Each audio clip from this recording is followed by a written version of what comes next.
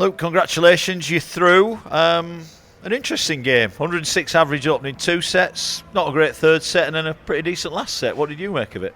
What you just said.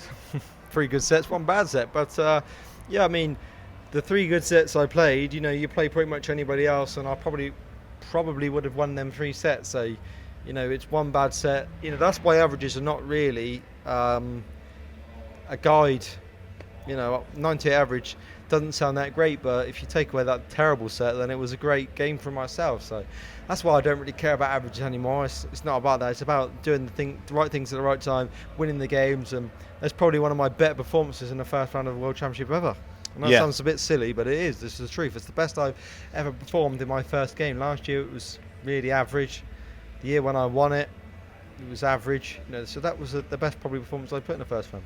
Important you got off to a good start. You did that today. What's the build-up been like for you in terms of mentally? I mean, you must have been ticking off the hours to get here. Yeah, I've been eager to get back up on the stage, to be honest, because I feel like there's a lot more for me to give, and I've not shown it. In the 3 major finals I lost, I kind of felt like the World Grand Prix I was the best player. I felt like I was, stats-wise, it would have showed you I was the better player in that Grand Prix.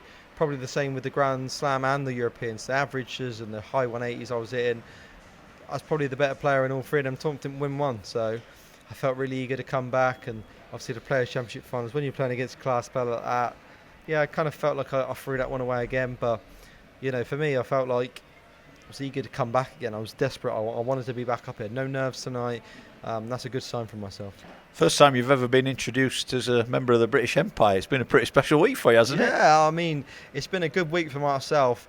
Nothing could have topped that MBE that I received. Winning tonight is obviously great, but being world champion is great. But when you receive an MBE, regardless of what people think, whether I deserved it or not, whatever, that's a discussion for another day. It's a major achievement for someone, because you get recognised in the whole of your country as someone very important that's grown it. And I feel like I've done my due diligence as well. I feel like I've done a lot on the board, but I've done a lot off it as well. And for myself and my family, it was a special moment to receive that. And I joined an exclusive club of not many players that have received an MBE as a dart player. Yeah, brilliant stuff. We're going back in time. You're going to play Paul Lim again. Now, 5 years ago, he beat you, but he beat a very different version of you. How much have you changed? Look, I'm not going to say that. He's really looking forward to it. He was full of admiration and respect for what you've done since then. What about what he's done tonight? Yeah, I get on really well, Paul. We've chatted a lot since since that game, to be honest. We've got on like a house on fire, and we sort of joked about how he probably did help my career, and he probably did, to be honest. You kind of, sometimes that little bit of something that can knock your career into gear, it's one of them scenarios. I think it makes or breaks a career. It could have broke me and thought, I'm not good enough for this. But it made me, because I thought, I need to make changes here. I need to lose weight. I need to practice harder. And there's a man sat over right here, actually, that did help me a lot, to be honest, Paul Nicholson, that did help me in certain moments that made me another reason why I'm the player I am today. So there these little changes that you do in life to make you better. And, I am a different person to when I played Paul last, and I'm a better player as well, and heavy scorer. And, for him, it's amazing. You're 71 years old, and you're still coming over here and beating top players. It's amazing. I've got full admiration for him. But, of course, when I play him, for my own eyes, it's going to be business, because I want to win, and I want to win a World Championships. And I would be supporting him in every other game he ever played in his life. But obviously, when I play him on the 22nd, I'm going to be fully focused on trying to win that game. You're not just going to be playing him, though. You're going to be playing 3,500 in the crowd, I think. Yeah, but again, this is something I've experienced many, many times in my career. I played a world final against Luke Littler, who I don't even know if my mum and dad wanted me to win that one. I think I had every person in the crowd, but maybe my mum and dad wanted me to win.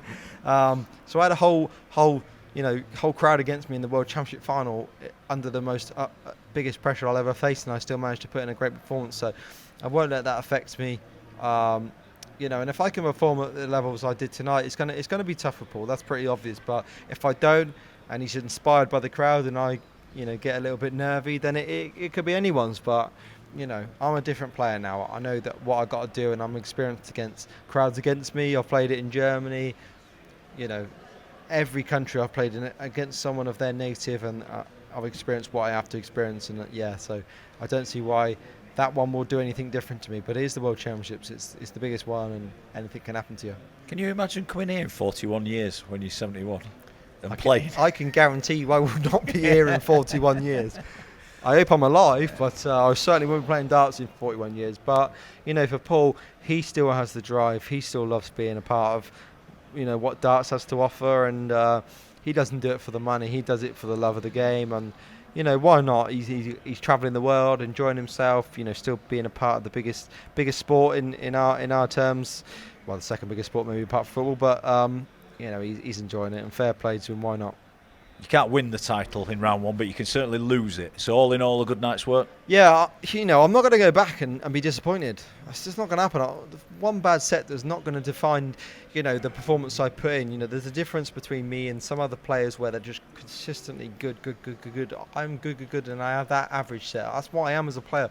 That's why I'm not at that consistent level that really does challenge, you know, Luke all the time, because I have these bad moments, but I try to eradicate them as much as possible. But yeah, you know, if I'm playing anybody else tonight, you know, 3 sets, I don't know the stats, but they're over 100 average almost. And yeah, you know, for me, I'm going to look back and thought, I scored really well tonight. Come back against Paul, we'll go again. Hopefully another good performance. And then, you know, I could be looking at Wessel or Gabriel and Alex Bellman. And that's when I think you know, that you're playing someone that you really do have to be consistent against. Good stuff. Well, enjoy the few days. We'll see you back when you take on Paul. 9 days away now. Cheers. Thank you. Well done, mate. Cheers.